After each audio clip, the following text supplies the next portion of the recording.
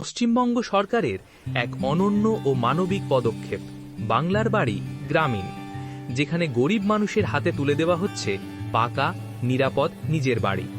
কাঁচা ঘরে কষ্ট করে থাকা পরিবারগুলো আজ পাচ্ছে একটি স্থায়ী আশ্রয়, একটি সম্মানের ঠিকানা। মাননীয় মুখ্যমন্ত্রীর দূরদৃষ্টি ও রাজ্য সরকারের আন্তরিক প্রয়াসে গ্রামের মানুষের জীবনে ফিরেছে নতুন আলো, নতুন আশা। বাংলার বাড়ি, নতুন ঘর, নিরাপদ ভবিষ্যৎ আর মানুষের মুখে হাসির বাংলার প্রতিশ্রুতি। পশ্চিমবঙ্গ সরকারের এক মানবিক ও ঐতিহাসিক উদ্যোগ বাংলার বাড়ি গ্রামীণ, যে প্রকল্প গরিব মানুষের স্বপ্নকে বাস্তবে রূপ দিচ্ছে।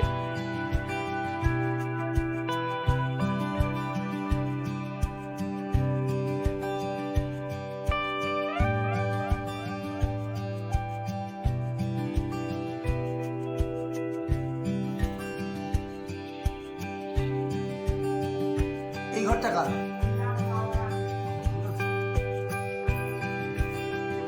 তোমাদের গ্রামের নাম কি? আচ্ছা, মানুষের মা হতে কে হয়? মা কোথায় গেছেন এখন? আচ্ছা আচ্ছা। আগে তোমাদের কেমন বাড়ি ছিল? আগে আমাদের কাঁচা বাড়ি ছিল, ভাঙা বাড়ি, জল পড়তো, তারপর আমরা ওই বাড়ি ভেঙে এই বাড়িতে করেছি। এই যে পাকা বাড়ি তোমরা পেলে, এতে তোমাদের অনুভূতি কি? আমাদের অনেক ভালো হয়েছে পাকা বাড়িটা পেয়ে, এই জন্য রাজ্য সরকার, মুখ্যমন্ত্রী খুব ধন্যবাদ। তোমাদের বাড়িতে বিদ্যুৎ সংযোগ আছে? হ্যাঁ বাড়িতে গ্যাস আছে।